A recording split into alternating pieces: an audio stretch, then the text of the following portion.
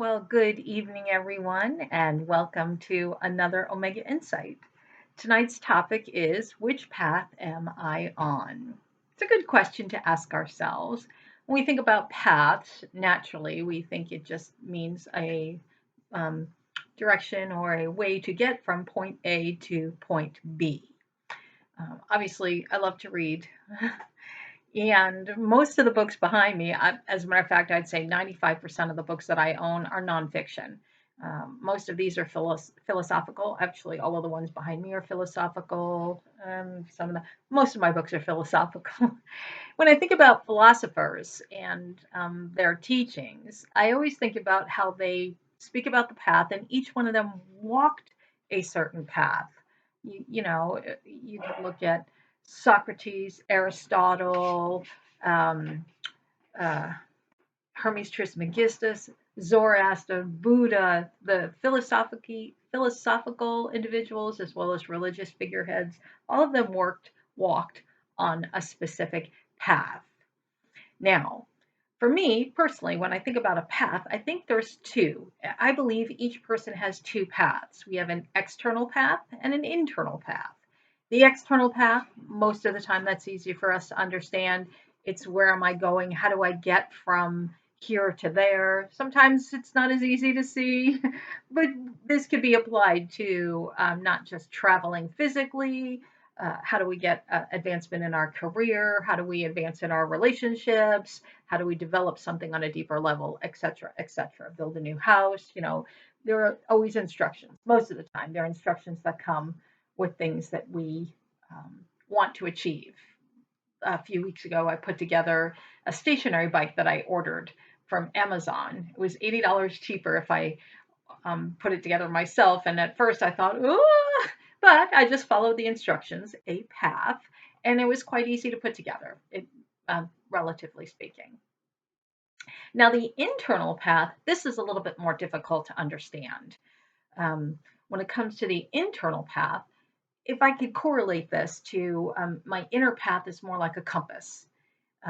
Without it, I'd be lost.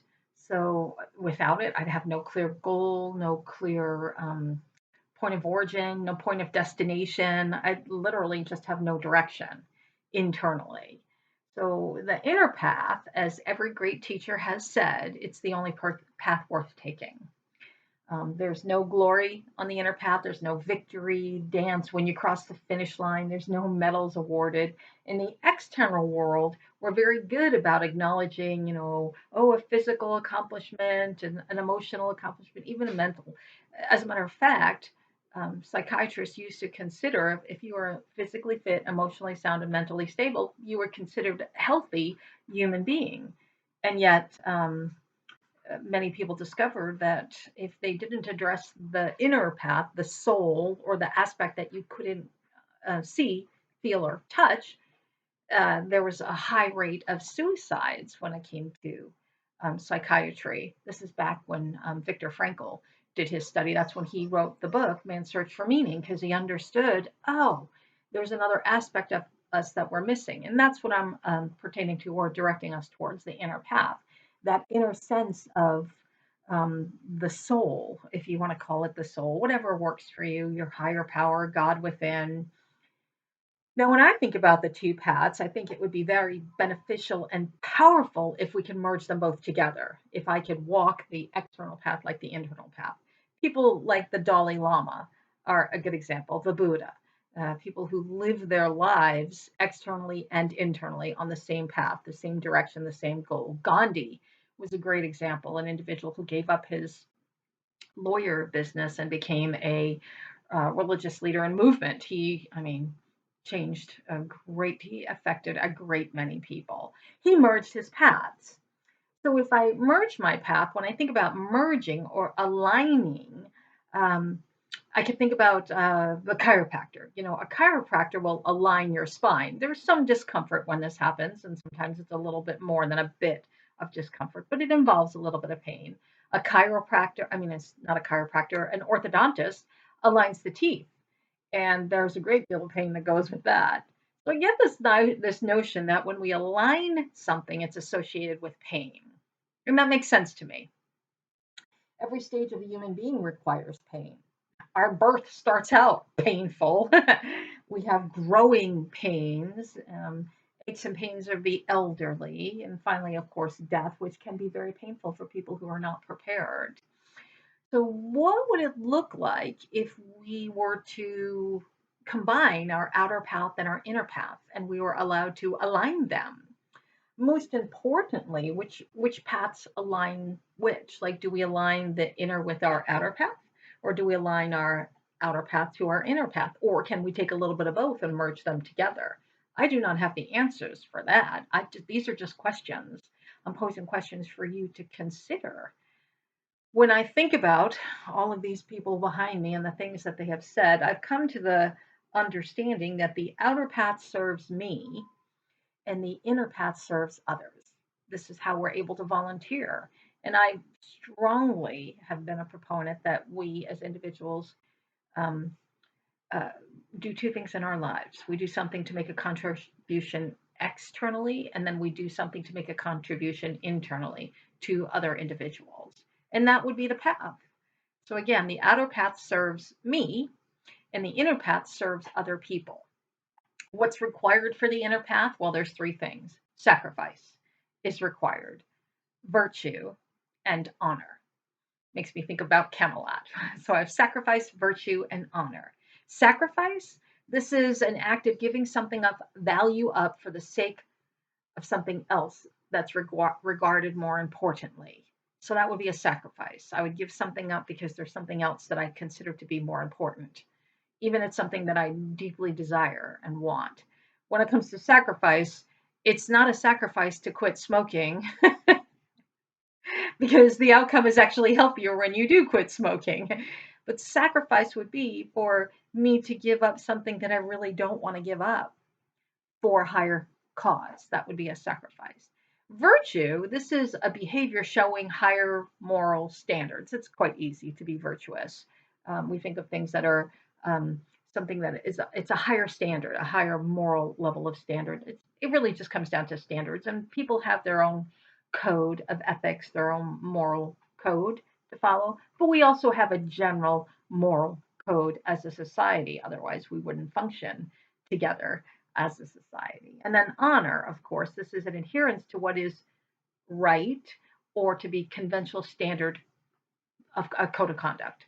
So honor is when I'm honoring. I also like to think about the fact that when I honor, I'm honoring my word. You have my honor. It is my honor, privilege, pleasure. Those are always thrown in together. Honor is a word that isn't used quite often. Neither is virtue.